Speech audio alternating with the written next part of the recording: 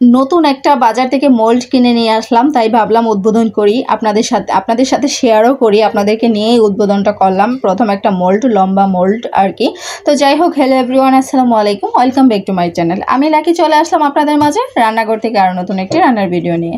তো দেখে নিশ্চয় বুঝে ফেলছেন আমি কেক তৈরি করতেছি। সাধারণত আমি কেক তৈরি করি সবসময় আপনাদের সাথে লং ভিডিও শেয়ার না করলেও শর্ট ভিডিওর মাধ্যমে কিছু না কিছু শেয়ার করি আর কি।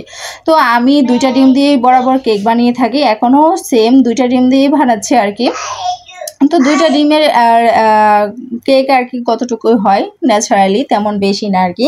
তো মোটামুটি একদিনের মধ্যেই খাবার হয়েছে, শেষ হয়েছে আমার 2টা ডিমের কেক আর কি। তো দেখতেই পারতেছেন আমি প্রথমে 2টা ডিম দিলাম, তারপর চিনি দিয়ে দিলাম, তারপর তেল, তারপর লবণ, তারপরে আর কি সামান্য পরিমাণে তেলও দিলাম আর কি, আমার পরিমাণ মতো। তেল অবশ্যই সামান্য পরিমাণে দেই নাই, পরিমাণ মতোই দিয়েছি আর কি। তো 2টা ডিমের কেক মোটামুটি ভালোই হয়, একেবারে যে কম হয় তা না।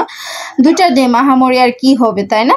তো যাই হোক, আমি তারপরে যে শুকনো উপকরণগুলো আমি চেলে নিয়েছি আর কি। তো শুকনো উপকরণে আমার কী কী ছিল সেটাই আপনাদের সাথে জাস্ট শেয়ার করে নিয়েছি। ছিল গুঁড়া দুধ ছিল আর কি আটার সাথে, আমি সাধারণত আটা দিয়ে বানায় থাকি। গুঁড়া দুধ, তারপরে দিয়ে দিলাম বেকিং পাউডার, বেকিং সোডা পরিমাণে, মানে আমি আমার পরিমাণ মতো দিয়েছি আর কি।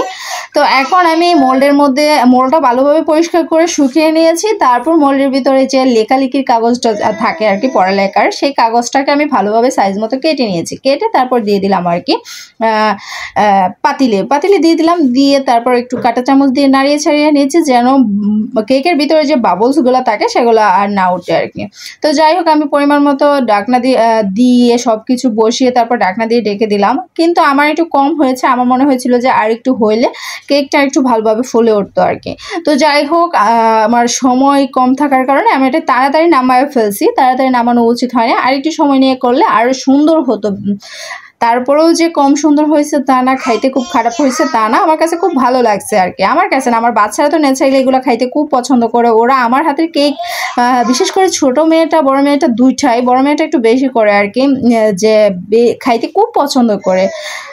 সবসময় বানিয়ে থাকে আর কি, কয়েকদিন পর পর যখনই মন চায়, যে ওরা যখনই আবদার করে তখনই চেষ্টা করি বানিয়ে দেওয়ার জন্য।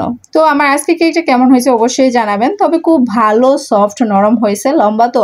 আর গোল কোনো কিছুতে বসাইলে, আমি সবসময় স্টিলের বাটিতে করে থাকি গোল, তখন কিন্তু জাস্ট সুন্দর হয়ে ফুলে এবং খুব মোটা হয়। আজকেও খুব সুন্দর হয়েছে, দেখে নিশ্চয়ই বুঝতে পারতেছেন। তো প্রথম বানাইছি, নিউ এক্সপিরিয়েন্স মোল্ডে।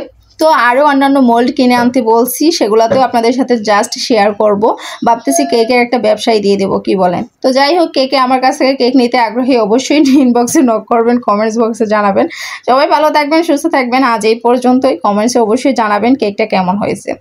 ধন্যবাদ সবাইকে এতক্ষণ আমার সাথে থাকার জন্য।